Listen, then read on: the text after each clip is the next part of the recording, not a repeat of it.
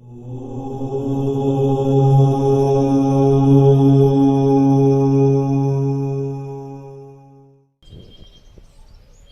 समर्पण।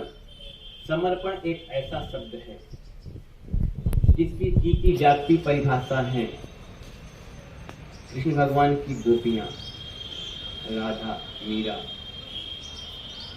समर्पण मतलब कि हमने अपना सब कुछ आपको अर्पण कर दिया, समस्त अर्पण, सब कुछ अर्पण। यह अपन ने बोला, मुंह से बोला, कुछ कार्य किए।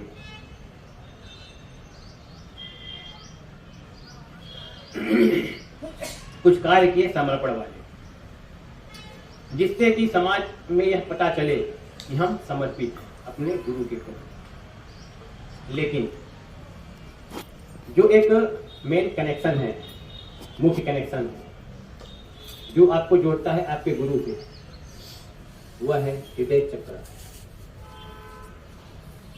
हृदय चक्र के दो पार्ट, हर चक्र के दो दो पार्ट।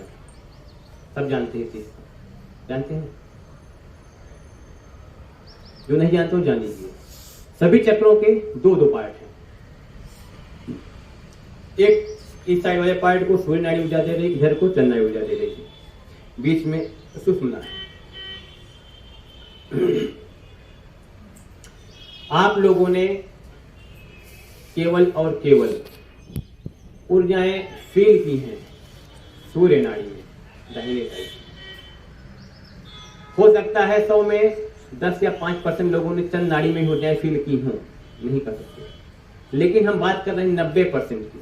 90% साधकों ने केवल और केवल सूर्य नाड़ी में दाहिने साइड खिंचाव, ऊर्जाएं, सेंसेशन, स्पंदन फील किया। क्यों?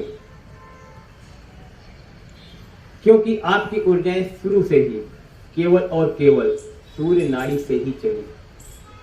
चंद्र नाड़ी मणिपुर पे ब्लॉक अधिकतर लोगों को, क्योंकि जब ऊर्जाएं ऊपर उठती हैं तो 3 स्टॉपेज पड़ते हैं। पहला मणिपुर चक्र, सेकंड हार्ट चक्र, थर्ड आज्ञा चक्र। तो जब इन 3 स्टॉपेज को हम पार करते हैं तब पहुंचते हैं परम तत्व के पास।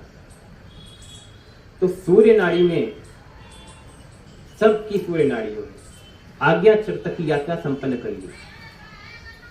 किसी किसी में इस सूर्य नाड़ी की ऊर्जाएं सहस्रार पर भी टच कर रही हैं,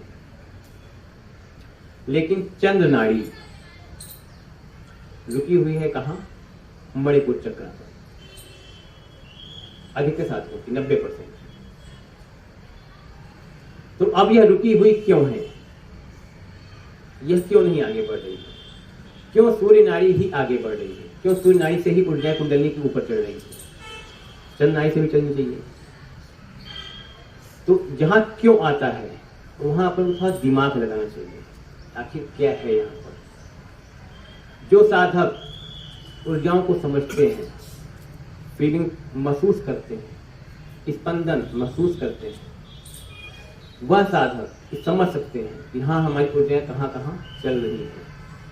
लेकिन बहुत से साधक ऐसे हैं जिन्होंने ऊर्जाओं कभी समझा ही नहीं, जाना ही नहीं, चक्रों कभी वाइब्रेशन फील हुए ही नहीं, स्पंदन कभी हुआ ही नहीं।